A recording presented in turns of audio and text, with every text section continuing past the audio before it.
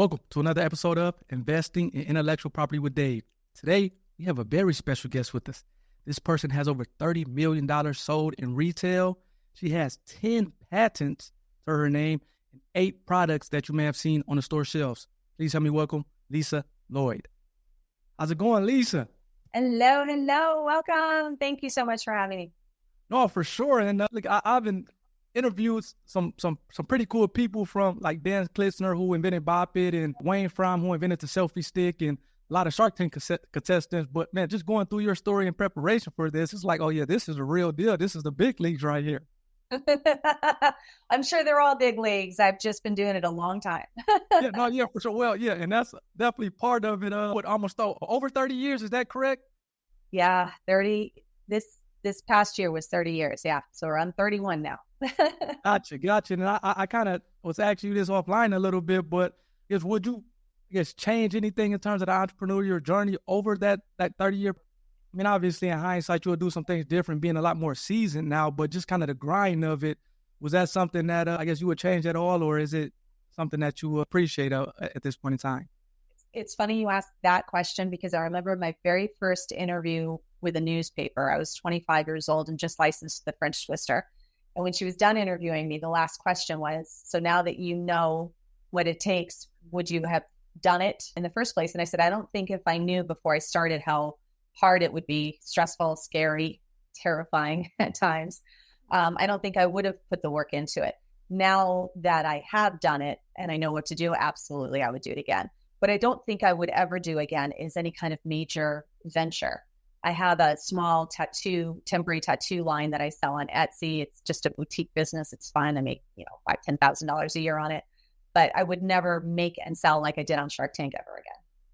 Really? Is that because you had with the Shark Tank, that was the treasure chest pets. Is that, I guess, the tattoo line, is that something different, or is that kind of along the same vein as the? Yeah. So the temporary, can I grab them? I'm going to grab them really. They're right here. Okay. No problem. So yeah, the temporary tattoos are couture carnival masks. So if you've ever been to Mardi Gras and you've seen the girls walking around with the makeup on that looks like a carnival mask, instead what I did was I created these, the glare is kind of bad. We'll put this way, there we go. Temporary tattoos. So when they go on your face, they look couture. And in this case, you look like you have foil painted on your face, which is pretty amazing. Goes on just like a regular tattoo, comes off just like a regular tattoo. But I have 17 designs to choose from, and gotcha. Men and women from all over the world. I mean, I literally ship those all over the world, which is a lot of fun. Not patentable, right? So that's a small, fun, easy business. Very easy to pick, pack, and ship, all of that. I was going to ask, it'd be interesting. It seems like that maybe wouldn't be something that falls within like a patentable subject matter. But obviously, just because something is not patentable doesn't necessarily mean you can't start a business off of it. I guess from a venturing standpoint, what turned you away in regard to that business? I am a starter, or if you were to put me in a race, I'd be the sprinter or at the front end of the baton, but I am not an endurance long distance type runner. I prefer the front end of innovation, the breaking things up and improving processes and best practices, systems, and products, obviously. So I just have more fun doing that, and then move for 6 to 12 months and then moving on to the next, because I have so many ideas. And if you venture, you're, the police officer, the janitor, the firefighter, the CEO, all of the things that go into running a business just aren't fun for me. I feel like I'm being a slave to the business instead. So I'd rather just. And that's actually an interesting point, because I guess I'm always a big advocate of, partnerships. I'm not sure how you feel about partnerships, but essentially doing some of the things that I guess you maybe more so enjoy doing, and maybe farming out the things that you enjoy doing less. Now, obviously, it seems like it's a point in time where you can get to that point where you're making money. But is that something similar that you're talking about, as far as, hey, I'm going to do the things that I enjoy doing, and then the things that I don't enjoy doing, which seems like for you just so happen to be on the back end of things that I kind of farm out or kind of pass up? Yeah, sure. I'm also a venture mentor an academic advisor, basically, at Arizona State. And I work with startups. And we talk about this all the time. It's not that I don't know how, I just don't enjoy it. Finding partners isn't always easy to do. Yeah. And I have made my fair share of mistakes in hiring or bringing in the wrong people, because I believed in the sizzle so to speak. And maybe they had even very impressive resumes, but just didn't do the work. So I haven't had a lot of success with finding partners that I could do business with other than licensing. That has always worked. For sure. No, for sure. We're definitely going to talk about that because it seems like that's the bread and butter. I guess just wanted to go back to things that kick things off for you with the French twister. I think you said you had one of those available. Can you maybe kind of describe that and kind of take us through, I guess, the inventing of that product? You bet. So this is the French twister. Essentially, I originally took a hanger, a clothes hanger, and cut it and made a U. And then the foam that comes off of the dry cleaner, when you get it back, that little bit of foam that's pressed up, I wrapped that around the U. And then I just pinched my hair, put my hair in the ponytail and pinched it on there and then rolled it up, put a couple pins. And I was like, God, there's really something here. But I couldn't figure out how to manufacture it. And back then we didn't have the internet. So I had to go through the yellow pages and there was nothing for inventors. There were manufacturers. So I went to a factory locally and figured out how we could cut up banana clips basically and re-engineer them to work more out of a plastic material. So that's how this particular design evolved. It was iterative in nature. What's really exciting also, I have it taped close here. It's okay, I can get it open. When I licensed it with Scunsy, we also redid the packaging. And at that time, the industry had never used any kind of 4-color art on the packaging before. They had always used just 2-color, black and white sort of thing. So here I can actually open it up. But it opened up into a threefold, take that out, with all the 4-color art. And that had never, ever even been done on packaging. Really? Mm-hmm. And it went a long way because you think about dollars per square inch is what a retailer is looking for. That's how they're calculating their margins. And this is very small, a small footprint. But when you open it up, you have all this marketing going on, right? So that went a long way because think about it. If you're launching something innovative, something that people have never seen before, how do they know what it is and why they should buy it? Exactly. Why does it matter? So they change the plastic. So you slide it open like that, you close it, you roll it up in a ponytail, right? Yep. And roll it up, 2 pins, and you've got a French twist. I licensed that to Scunsy. It was their second time ever licensing. The very first product was the scrunchie. They even put me on the packaging. That's me. I was 23 years old back then. You got started young. Man, I have so many questions for you regarding this. Actually, it would have been 25 when they actually took the picture. But yeah, exactly. So that was the first product. It was a 3% royalty while I was pending, 5% once it issued, and it was the life of the patent. And the guaranteed minimums were $60,000 a year. Wow. And again, I was 25 when I actually closed the deal. I was 25 years old, and at the time, I had been working at the CBS affiliate in Tucson, only making $13,000 a year. So you can imagine what it was like to. And by the way, I did have a partner, my mom. So we split that. She got 30, I got 30, but that was still twice as much, even only taking half, still twice as much as what I was making at the TV station. I thought, I need to do this again. And a career was born. And I was going to say, kind of going back to your mom, it seems like you had a very supportive mom, especially at the beginning stages of it. Do you think that just with anyone kind of as they're coming up how important to you is it for someone to be supportive in that way? It doesn't necessarily have to be your mom, but just to have someone supportive and kind of cheering you on along the way, especially as you're kind of going through it for the first time. Is that important, you think, compared to not having that? Probably not going to answer the way you would expect. It is as important as you make it, because you may have people support you and you may not have people support you. That's true. And if you put meaning into the value of your product based on that support, you're going to quit if you're not getting it. Or you may go after something that you shouldn't just because people are supporting you by being nice and saying what a good idea it is, right? Which is always good advice. So I think the best support that my mother ever gave me is if it's what you believe in, you put your head and your heart into it, I will stand by you and support you. And that's what she did as an encouragement. But she was also a very smart businesswoman. So she was helpful in other ways as well. That's why we started the Inventors Association of Arizona together. We just closed the doors after 30 years with a nonprofit organization supporting inventors. So yeah, she was incredible. Wow. No, that's so then just being that young, I know you said when you initially started, you were 23, was like, do you, and again, I guess if you have a product or an ideal or something you can turn into a product and maybe make money from it, I guess doesn't necessarily matter the age, but at that point of time at 23, were you more nervous just kind of the unknown, or you didn't really think about it like that? I think I was too young and dumb to be afraid. That's not necessarily a bad thing. No, it is not. It gets harder the older you get, the more responsibilities you have. It's a lot harder to take risks when you have a family to take care of. Absolutely. I was young and poor, so it didn't really matter. I had not a whole lot to lose. I remember banging on doors and having lunch with attorneys, and Lisa Frank started here in Tucson. I remember calling her and asking her for help, which she completely denied. But I would ask anybody. I went to SCORE and the SBDC, and my mom had a couple of friends that were patent attorneys. So I learned a lot about, as much as possible, about patents back then. That was before PPAs existed. So I sold a car and I used my tax refund to get started. And my mom put like another $5,000 into it to help me out. And that's how she became my partner. And yeah, it was a lot of fun getting started. But fear, I think I'm the person, I'm very comfortable doing things afraid. So even if fear comes up, I'll do it anyway. I'll just do it afraid. I find that if I do it afraid anyway, eventually I'm not afraid anymore. Yeah.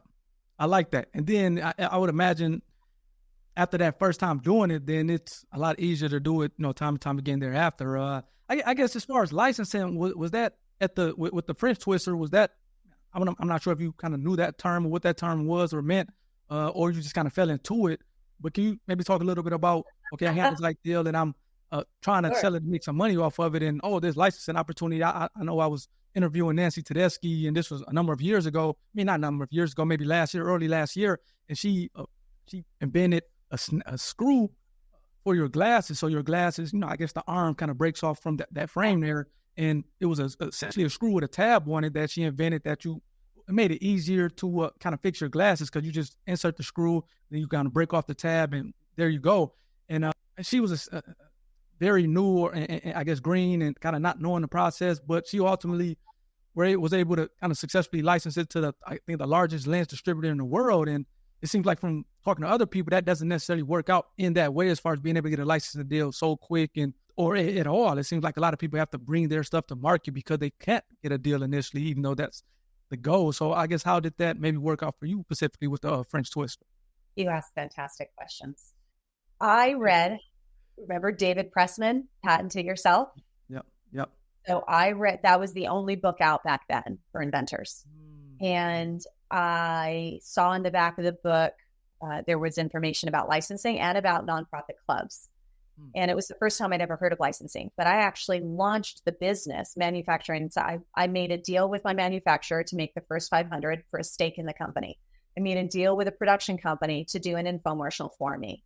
And I used a little bit of money and the background that I had in television and radio to buy time, basically, to put my spot on there. And so I was doing direct response locally and selling 12 at a time in these little baskets to all the local hair salons when Herdini came out. And Herdini directly competed with the French twister and did a little bit more, but they were selling for $20 and I was selling for $10. At that point, I knew I couldn't compete. I didn't have the money or the runway, for that matter, to do it. So I felt like the easiest way to fail was to license. That's an interesting way to look at it. It felt like it was a backdoor way to get out of the business and save face. I had no idea it was a legitimate business until I did it. And once I did it, I realized, and it was obviously very fortuitous. And if you're a believer in the law of attraction, I was born to be in this business. There's no question. I was very fortunate to have figured that out at a young age. But it was through failing, competitively speaking, not being able to have enough money or enough time to get it to market the way this person did overnight. Was that Talima Edmark? Yeah, with the Herdini, that I had to license. And it took I immediately got interest from Goody. And we were all the way to the point where we had gone back and forth with the contract. I even signed it. And then all of a sudden I wasn't hearing back from them. I didn't know what was going on. And then they said, we were just acquired by Newell Rubbermaid and they're going to Newellize the company. And they've asked us to put any of these deals on hold. And she encouraged me to keep going, not to give up, that it was a great product.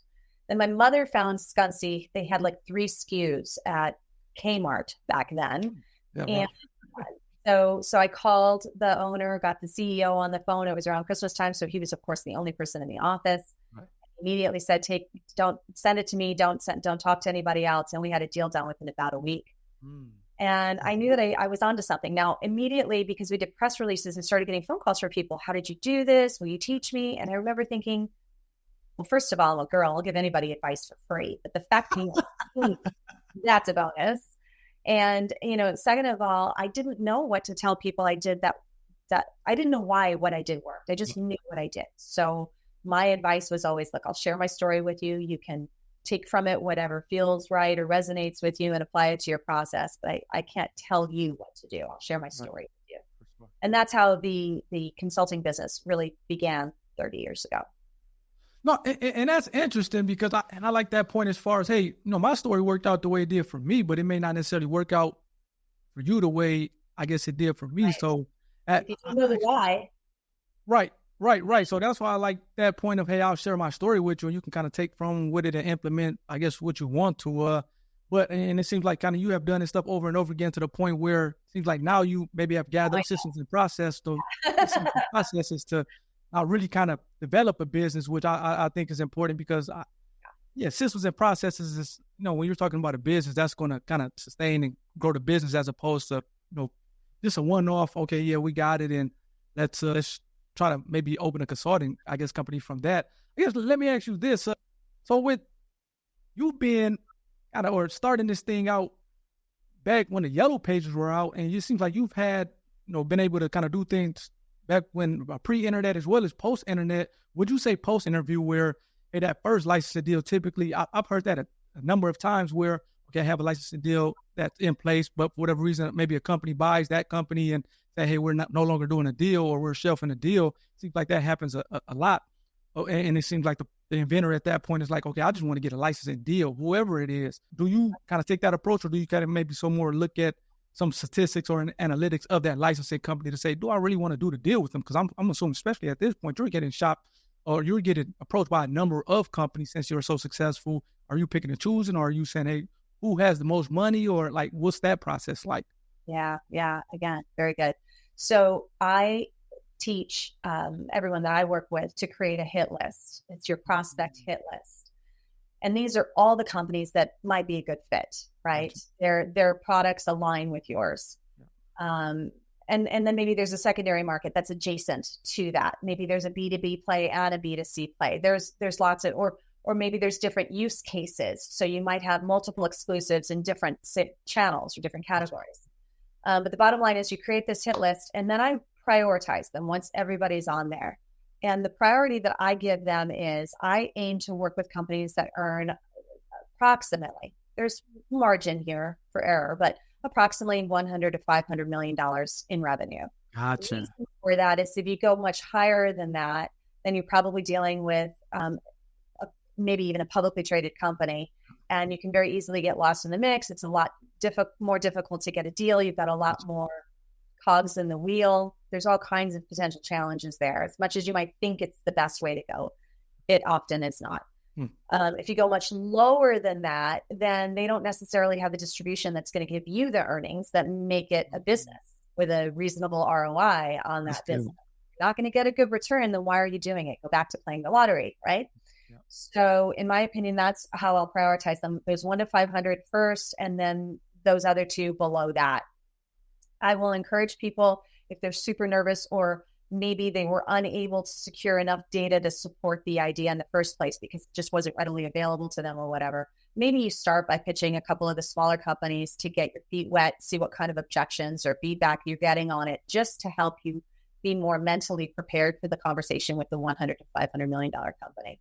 But other than that, that's the order that I go after. And it's just about a business. If you're not going to get a return on your investment, then why are you doing it? It's just an expensive hobby. See, and that's why I love these conversations because again, another person would just say, "Hey, I'm trying to get a licensing deal," and they're not approaching it from a systematic standpoint that you just kind of broke down as far as, hey, between $100 to $500 million is seems like the sweet spot, which is that's pretty cool. That's pretty cool. So I guess maybe before we get to talk about the treasure chest and the Shark Tank, you talked about it a little bit earlier. I guess, did these other wins, because again, you said you had 8 products or as of the latest one, 8 products that have been licensed. Did those all come before that Shark Tank and Treasure Chest, or is that all after you were on Shark Tank and had that Treasure Chest Invention? All of my licenses were before, except for the most recent one with Conair that I just did. Everything else was before that. In fact, the reason I did this new product, it's called Pop Clips, by the way, was because, I've been back helping people for about 2 years, and this was about a year ago. And I thought, you know what, it's time for me to get another win. It's good for me. It's good for everybody. I need to prove that my system still works. And so I just made up my mind that I was going to think of something else that I did, and I had it licensed within 6 months. So that's, excuse my language, but that's just like some badass stuff to say. Oh, it's time to get another win to show them, hey, I'm still the big dog. Let's do it. And then 6 months, it's like, okay, we have another win. That's amazing. And in fairness to your viewers or listeners, I obviously picked a category that I already have relationships in because I have several products licensed in the hair accessory business. So there's a little bit of credibility and authority that comes with a phone call from me. Keep in mind, though, I still had to reach out to brand new people that I had no relationships with because I've been out of the business for over 10 years. Or approximately 10 years. So between TC Pets and then my break and helping startups instead, it's been a long time, and there was a lot of turnover. In fact, Scuncy was sold to Conair in that time. Wow. No, and again, like you said, it helps out. I would imagine you being Lisa Lloyd and having all these home runs. But again, it's still, you have to put in some type of work. I would imagine that it's some stuff that you have to do, or else I guess maybe you would have did it every year in terms of kind of coming out with different products or whatnot. But I guess kind of going back to at least the hair products from a pan perspective, you talked earlier about knowing, or your mom kind of knowing people who were pan attorneys kind of back then as you were getting started with the French Twister. How do you go about, first, how important is kind of protecting the IP surrounding the products, especially with regard to licensing? It seems like it's very important because, as you talked about at the beginning, that if it's pending, if you got a patent pending, then you are essentially one kind of slot. But if you have an issue pending, you're on another slot as far as more licensing or more royalties percentage. So how important is that patent perspective IP overall to just the products in general? Mission critical. The very first thing that Conair asked for was a copy. I had only filed a PPA at that point. That's part of why I was able to do that so quickly. And with that provisional application, of course, comes a lot of questions. Will it even issue when it converts to a non-provisional? And so the very first thing that they did was have their legal team look at my PPA, do their own research, and sent me about a half a dozen patents that they found and asked me why I believed that I was going to be able to overcome that prior art and would issue ultimately. And fortunately, I was able to have an intelligent business conversation with them around the IP and why mine was novel, and I believed it would issue, and they agreed after that conversation. Right. So mission critical. Any company, that's what they're licensing. People misunderstand. We talk about licensing inventions, and that's fine, but it would be helpful if everyone understood that you're not licensing the product, you're licensing the patent. It's the intellectual rights that you're giving the value, and the value is intrinsic in that you are delivering an opportunity to that company to have the exclusive right to make and sell something that gives them a competitive advantage that nobody else can make and sell. So that's the business economics of this thing. And without strong IP, it doesn't matter. No, and I love that. I know the inventor of the Q collar, Dr. Dave Smith. It's like this collar that you wear around your neck in sports. It's big, especially in football, professional football here in the USA and NFL, and essentially helps to protect brain injuries or concussions. And he was saying that, hey, if you don't have a patent on your stuff, then you're not going to get investors, or you're not going to be able to do deals, because if you can't protect it, as you just eloquently put out, then no one is going to want to kind of deal with it. So I guess it's interesting, and I'm going to go more off into like really the patent side of things. You said that the company, they kind of came back with some references to say, okay, why do you think this is going to be novel over this, or going to get issued over these particular references? Now, when you're doing, I'm assuming that before you're doing a PPA, or maybe not, you're maybe doing a patentability search, a quick and dirty patentability search, to at least kind of see what's out there. Did you find those references to already kind of be able to kind of? I believe one of the 6 that they sent, I had already, I was aware of. The other 5 I was not aware of, but that's because they were looking at my product and then the IP, and then researching it based on what they understood. The lawyers were basing their search on what they understood to be novel They were missing the point in part. And once they understood, so for example, the novelty of this is that see how it's, I don't know if this is convex or concave. I always get it confused. But instead of a jaw clip that has springs, geez, and knees. Don't want you to hurt yourself. And Butterfingers, right? So it pops open, pops closed. Yeah. And then once it's open, because there's no spring, you go like that, and now you can get it in your hair, gotcha. Right? You just snap it closed, and it's in. So, and of course that works for whether buns or whatever you're going to do, French twist. So it was that action that makes it novel over anything else that they had pointed out. Gotcha. Yeah, and that's how important. That's why, typically when somebody's doing an examiner, an attorney, they're filing a patent application or drafting a patent application. That's why it's important for you to talk to the inventor, just because they're going to maybe point out some things that you as an attorney, just by looking at the drawings or kind of reading this description, maybe just don't appreciate until you actually talk to the inventor and they're telling you why those kind of features or that structure is in place. No, so that's cool. That's cool. So I love the fact that the IP is a big part of it. So then I guess going to the treasure chest, you kind of take us a little bit through that, because I started at what I think we're on season 15 or 16 or something with Shark Tank, and I'm kind of working my way back, which would be interesting as we get closer to season kind of 1 and see if those companies are still around. I think you were in season 1 of Shark Tank, and I'm kind of trying to reach out to those different inventors and see if they're willing to come on. And I've had a fair amount of them on the channel, but I guess at that point in time, with Shark Tank being so new,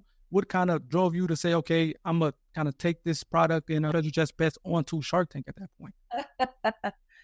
So no, it didn't exist yet. And I was at a trade show, Response Expo, which back then was a direct response trade show for companies that did D2C, like TV commercials and stuff, the one-header number stuff. And I was invited to be in a pitch competition, and then I won the competition. And then afterwards, one of the producers from this new show, Shark Tank, came out to me and asked me if I would consider being on the program. So what is it? And she said, it is this Mark, the same guy who brought us Survivor. And I stopped her there. I said, no, thank you. I'm not interested in eating bugs for my business. And she says, no, that's not what it is. I promise. So I got back in the office on like a Friday. On Monday, there were a ton of emails that I was catching up on, several from her. And it included links to videos from Dragon's Den in the UK, and said, this is what we're repackaging for a US audience. And would you consider it? And when I saw it was just about pitching your product, and clearly I had just won this other pitch competition, I don't have a problem pitching products. I didn't have a problem doing that. So I sent in, that was like Tuesday is when I got to her email. I remember doing the video on Wednesday, overnighting it on Thursday, got there on Friday, and I found out on Monday I was selected.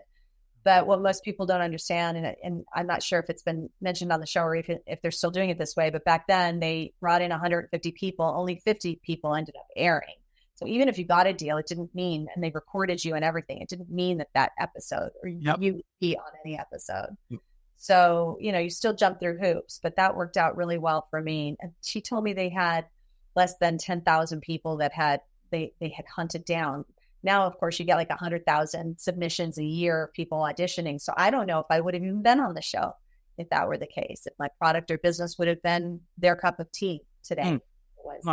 That's interesting. And it seems like these days, and I'm not sure if it was when you were on, because it seems like based on when you were on, just kind of looking at the different things, you needed to do a deal. It seems like it was a lot of other personal things that were going on to the point where, like, I had Turbo Truster who I interviewed, and he was on Shark Tank, and he did a deal with Mr. Kevin O'Leary, Mr. Wonderful, and it seemed like that went well. But as I was interviewing him, he said, hey, man, we had these accounts that we had invoices that we had to pay, and we were looking there, we were coming there to get a deal regardless of, unfortunately, the deal that they got. And it seemed like it was a similar thing with you, because it seemed like you ended up with, I think, giving up 60% of the company at that point with originally Barbara and Damon, but it seems like maybe Barbara dropped out and you only did a deal with Damon. Was that your same motivation going into that? Like, hey, I don't care what these guys offer me, I'm going to take it. No, it wasn't so much I don't care. I think more than anything, obviously, I wanted the airtime because I knew it would be good advertising for my business, regardless of the deal. What's funny and what most people don't know is that I was sitting in the green room, and everybody's doing this for the first time, right? This is new, other than the pilot that they shot. So the guy that was on before me had basically a bike that would levitate, and it was all, yeah, right. But it was all ethereal, and it couldn't be proven. And it was one of many that had gone before me where the sharks weren't making any offers on anything. And that just doesn't make for good television. Yep. So the producer came in and saw me came in and approached me in the green room and said, the sharks aren't biting. The sharks aren't biting. I'm like, what do you mean? Are there cameras here? Like, that's normal. People don't say that. He said, no, it's just, they're not making any offers.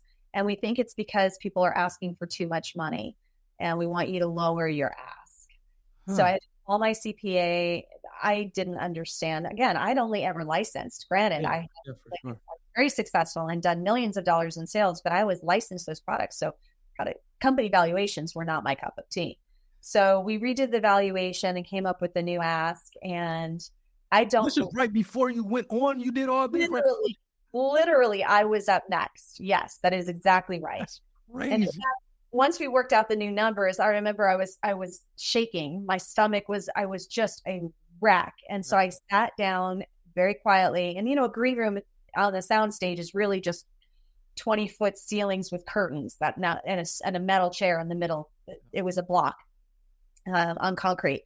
And I did a few deep breaths in through the nose, out through the mouth to slow my heart rate down a little bit. And that little voice said, Lisa, all you're doing is applying for a job.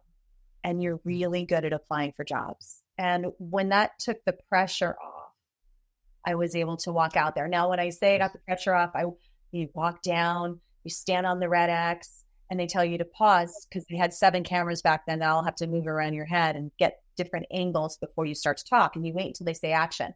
I hit that red X and dove right in. I hear cut, like, now I got to read it.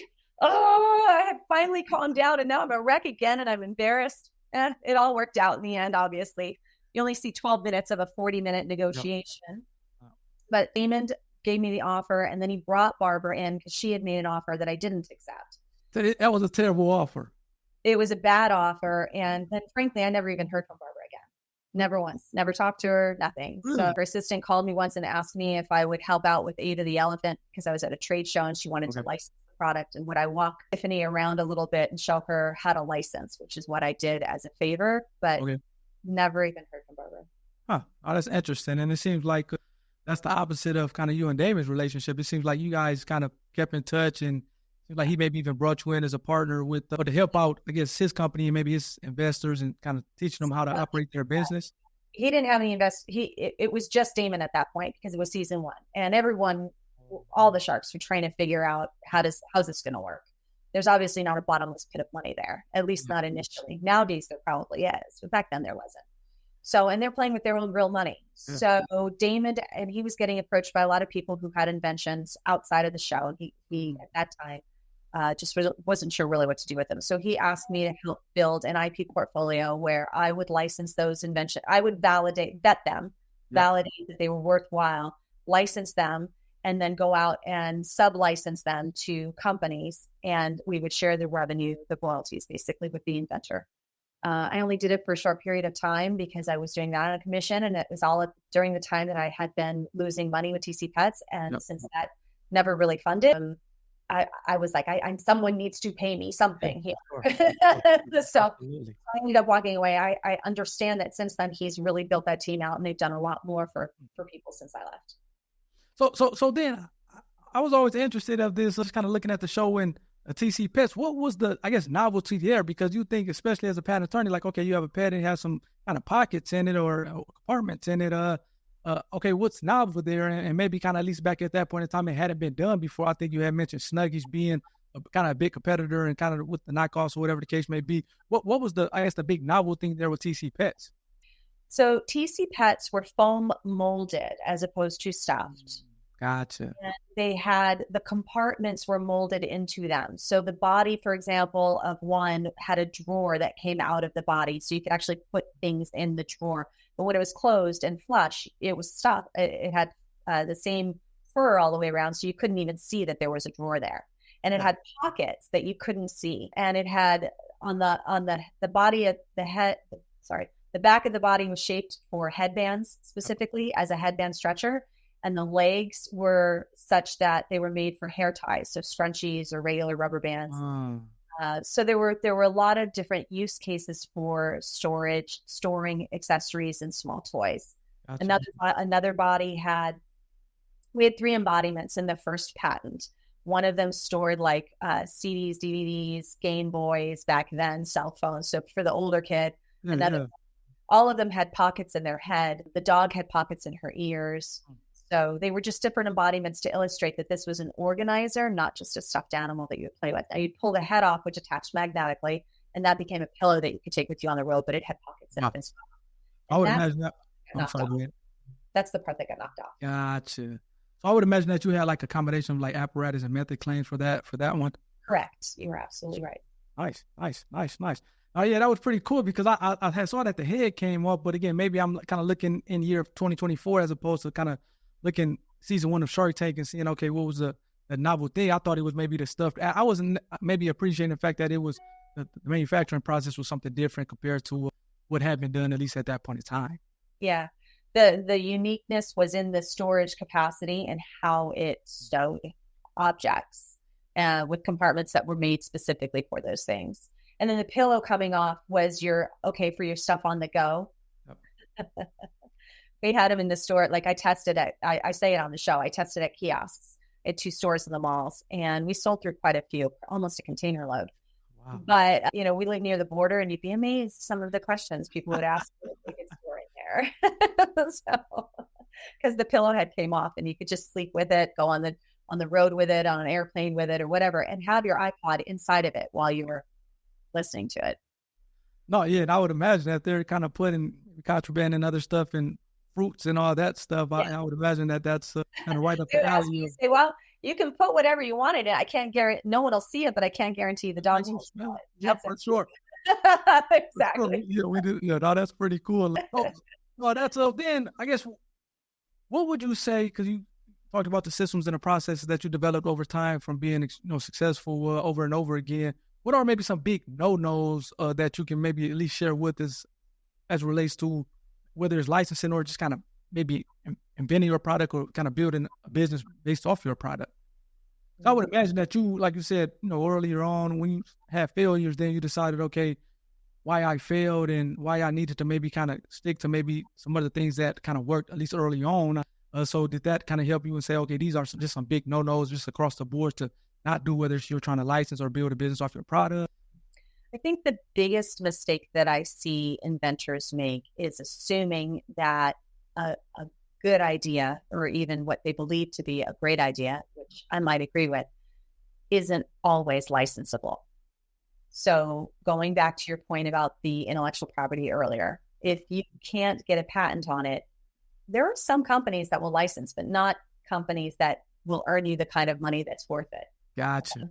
And so if you can't get any IP on it, another reason, cost of goods. If you can't make it at a profitable, with enough profit margin in there based on what the perceived value is. If people are only going to spend $20 on it, it costs you $10 to make. That's not good enough, right? It should probably be about 20 to 25% of the retail price. So in most cases. In terms of like the cost of the goods, and you're saying it should be 25% of the retail price. Correct. Nice. Exactly. Most inventors don't know their cost of goods at all. I just got back from a trade show, and this wonderful woman had this fabulous jewelry organizer, and I think we're going to be able to help her get it on QVC, which is very exciting in HSN. But when I asked her what a cost of goods was, she said she didn't know, and the sign right there said now available for license, and she's at a trade show showing it, and she doesn't know her cost of goods. That's crazy. Yeah. So, and then I spoke with her coach, who said they don't need to know that. The company will know that. And I didn't even know what to say. So I got a little red in the face. I was embarrassed for her. So, at the end of the day, a company may know it, but they're always going to ask you. And if you don't know it, shame on you. You should have known what it would cost to make before you tried to license it. Because what if it costs too much and there's not enough profitability in there for a company to make money? You'll never get a license, no matter how beautiful or wonderful the solution is. So you have to make things at a cost-effective cost of goods. Now, I guess going towards or kind of sticking along the same line of manufacturing, you have like a lot of people who would manufacture in China, and then you have, or another country across the pond, but then you maybe have other people who are just kind of hell bent on manufacturing it here in the U.S. And obviously, I would imagine that manufacturing things here stateside has its fair advantages.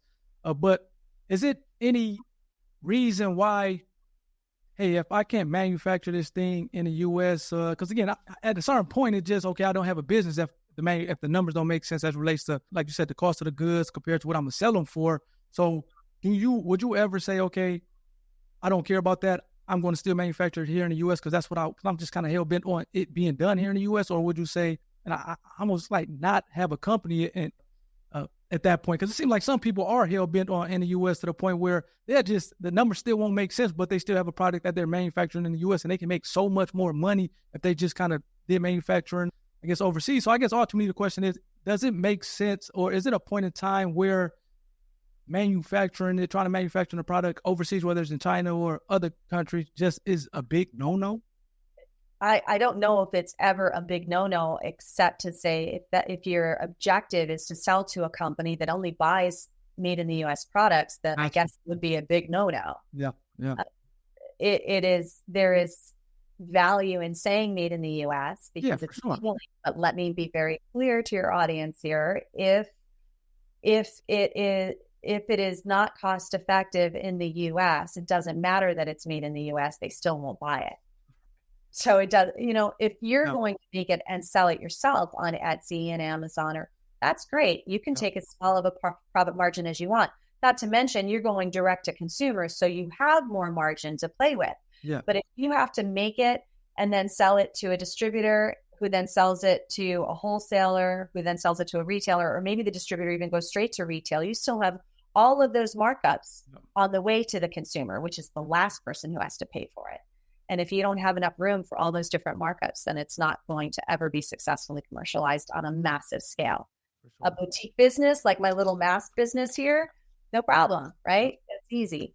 I can do it myself and make as much or as little as I want. Now that happens to be very profitable. So that's why I do it. No, yeah. And like I said, I always thought that was interesting because there's some people that, like I said, at some point you just don't have a business if just kind of the numbers don't make sense, but others would, to the extent that they still have a business, they're willing to take kind of lesser profits. And again, I guess it's to each his own. I always kind of find that interesting as far as, just kind of being hell-bent on needing things to be manufactured in the U.S. And again, I get, like you said, it's advantages for it, or it's good to say in terms of a marketing thing. But I don't know, it was something that was always interested me. I guess before we get into the Invention Accelerator, I do want to talk about infringement because, again, you have a number of products, and again, selling that much worth of product, I would imagine that at some point it was infringed. So how did you handle that, or was it something that the company handled because, again, you were licensed to the company and therefore they had to deal with, just kind of defending lawsuits versus the IP? So when you license to particularly, 80, 90, 100 million plus companies, they are going to invest a lot in tooling and ramping up production and marketing this new product and getting it out there. So your agreement will stipulate whether or not you have the right to enforce or defend the patent, but will always give them, regardless of whether they're also giving it to you, they will always have the right to do it for you should they choose to. Gotcha. Because their money and time is on the line, right? Sure. So if they can't count on you because you can't afford it, what they will likely do, a smart company would do, I certainly would do, is ask you, tell you what's going on. If you don't, give you first right to do it. If you're not going to do it, I'm going to do it. And I'm going to take whatever costs come out from your royalties. Really? And I'm going to give you whatever earnings we receive from having won any particular lawsuits. Interesting. So how does that play out in real time, just with kind of some of your situations? Do you decide to do it yourself, or have you kind of let them do it? No, I don't need to, and I don't want to. I don't even want to be involved. I keep me away from all that negative mojo crap. Okay. I like let that. me focus on, eyes front and forward here. I'm a forward thinker. No. So no, but the truth is I don't have to deal with lawsuits. Even with the companies that I license to, they don't get infringed on.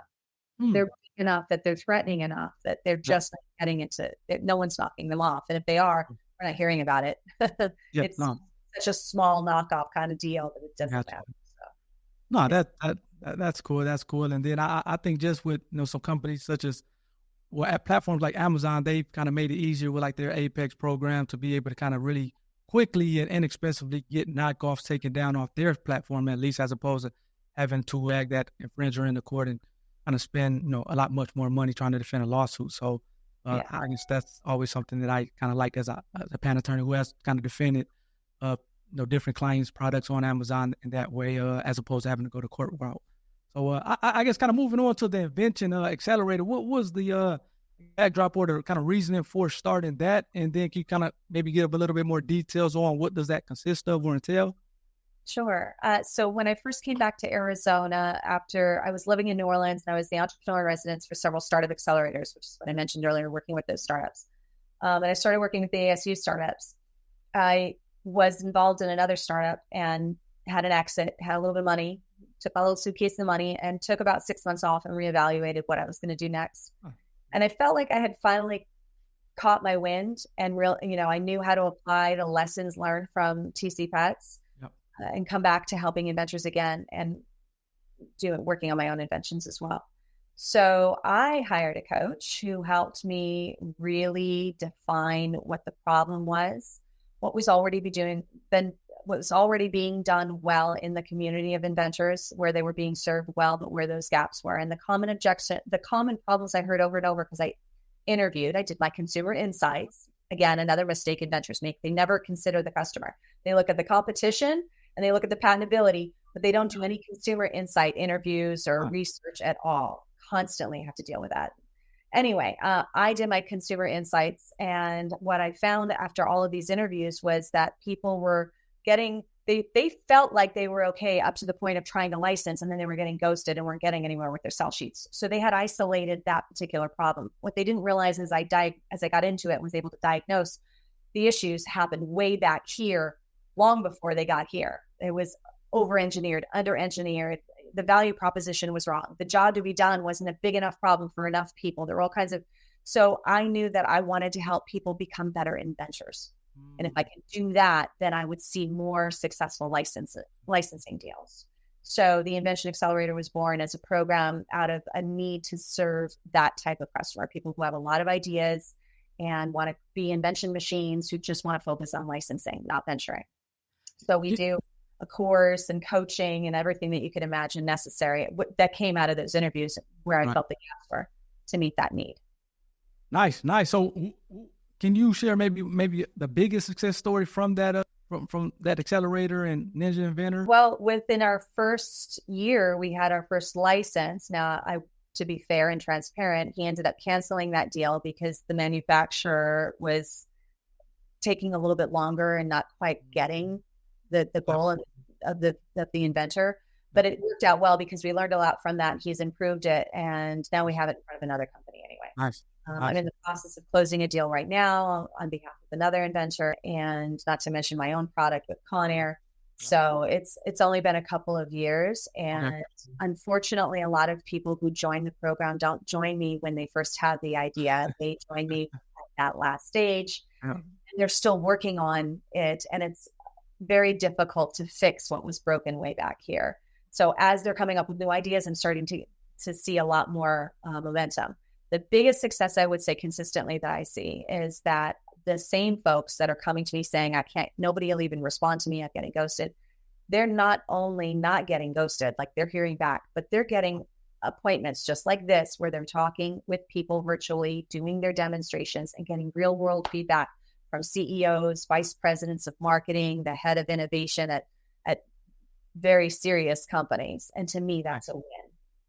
Oh, absolutely, for sure. Absolutely. I'm pretty sure they're proud of that as well. Now, you were doing the event tank, but then it seems like you were saying that you kind of switched up or kind of morphing into something else. Can you maybe kind of share just a little bit about, I guess, what the future holds for that? I love Inventank. It was a program, same platform even I used to do those interviews with awesome people from companies to get you to hear what it's like to be on that side of the desk. So what do the companies have to say about licensing? I decided to take the course that's inside the program that I just explained, the Invention Accelerator, which course is called Ninja Inventor, and make it a standalone for people who are really just getting started and shouldn't be investing a whole lot just yet. I want to make sure you don't lose a lot if you do fail. So we want to mitigate our risks. That took a lot of my time. So I had to stop doing the interviews, and I've been focused on getting that launched.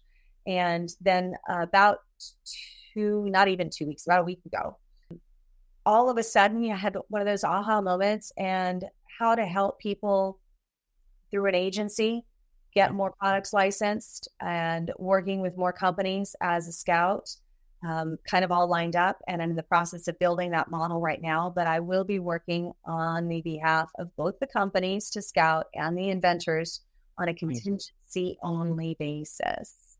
So it won't cost anybody anything to work with me unless I get them a deal. And I'll be launching that in the next 90 days.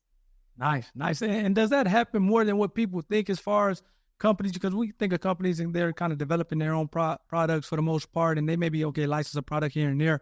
But does that happen more times than not where companies are like, hey, we're trying to license products, or that's kind of more of our business model as opposed to trying to develop new? It's just the opposite. Yeah, no, it's just that there are a handful, like Mattel. I mean, the toy companies, there are a handful of pet companies that are very open and intentional about finding potential licensors. Yep. But as a general rule, I just got back from the ASD show, which is a variety merchandise show, and every single company I walked up to had never licensed and wasn't interested until I talked to them. And now I have 10 new companies that are interested in finding products for them. Yeah. And 3 of them are, $50, $60 million companies. So they're just approaching. Yep. And the whole value proposition that I can bring to a company interested in licensing is I can streamline that process with all the best practices, because I was the vice president of business development for Scunsy, the company that I licensed all of these products to for a long time, and that's what I did. And I could tell them the case study of how we went from about an $80, $90 million company to $500 million company, primarily by licensing intellectual property, not from selling another Me Too product with the Scunsy brand on it. Yeah. No, that's nice. That's cool. And it seems like definitely onto something there. I guess as we close, maybe just wanted to kind of see if you can provide some of the goals. I know you said you're kind of working on some things that's coming out within the next 90 days. You have the license deal with Conair. Can you maybe share a little bit more of the goals with kind of going on with you and the company going forward? Well, I'm still trying to figure out my passion. I love inventing, but I also love teaching. I mean, I watch as much and read as much about how to be an expert learner and trainer as I do about how to be an expert inventor. It's as important to me to translate these best practices and principles for people in a way that they can consume, remember, and actually apply and execute well. So the course that I have is really important to me. I am trying to figure out how to get more people to follow the process properly so that I can get more products licensed.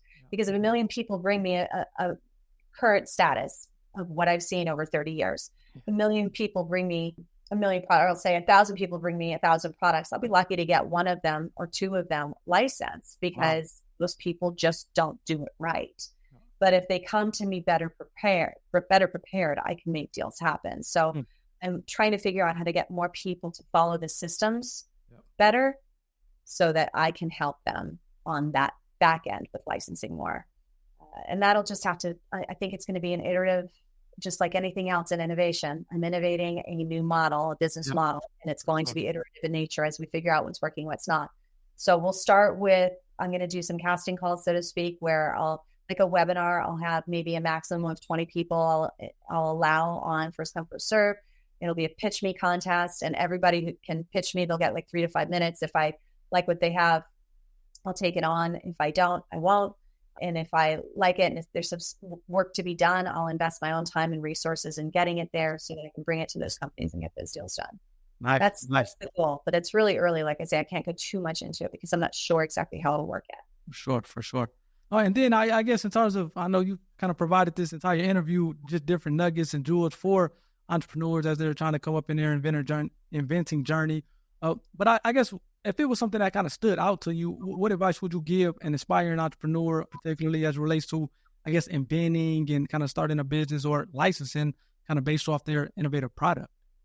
If you're just getting started, and I say this with humility but confidence, buy my course. The Ninja Inventor, you can go to ninjainventor.com. Ninja inventors understand the stage gate process that I've developed over the 30 years. It's only about 4 hours long. And it will teach you all of these best practices in principle so that you know how and when to apply each of the tools in your tool belt at the right time, the right place, the right people, so that you can be the most effective and shore up all the loose ends. Because look, innovation is fraught with failure. You have to fall in love with failure. Failure is part of our process. So anything you can do to mitigate that by learning from people who've been there and done that is going to help you. And I believe in my course. So I would say people should start there. And if you're not going to do that, if you want to go out and piecemeal it, like that's less, it's $198. So it's like nothing. But if you want to go out and do it for free and piecemeal it, there's a lot of information out there. You can go to my YouTube channel, which is I Can Invent, all one word, I Can Invent, and watch over 100 videos for free to get started. Nice. And I'm actually, I'm gonna try to give away a course, one of your courses. I typically try to do that where I give away like a product of the person that I'm kind of bringing on or that I'm interviewing, and so I will donate one to you. You can figure out how you want to give that away, but I will donate one to you for a giveaway. Absolutely. Yeah, I appreciate that. Because I think that's going to be extremely helpful. Is it, I guess, along the lines of that, is it like just a product that you're like, hey, this is terrible, or is it more so you don't necessarily care about the product per se? It's more so like the principles of kind of going through the process that you're focused on with like the course.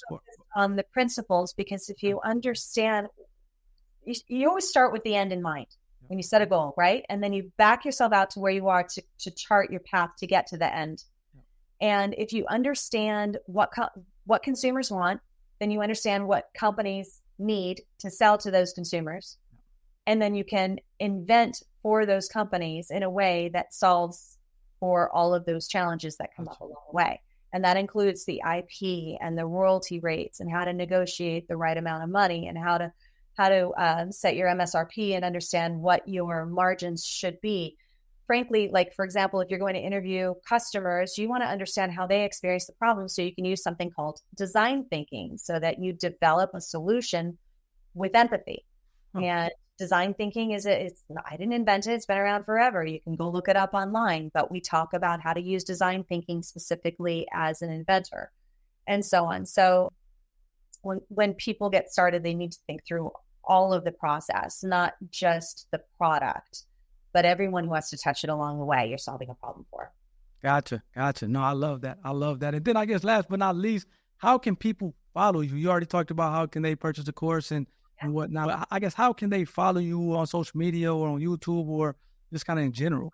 Yep. So youtube.com/ICanInvent.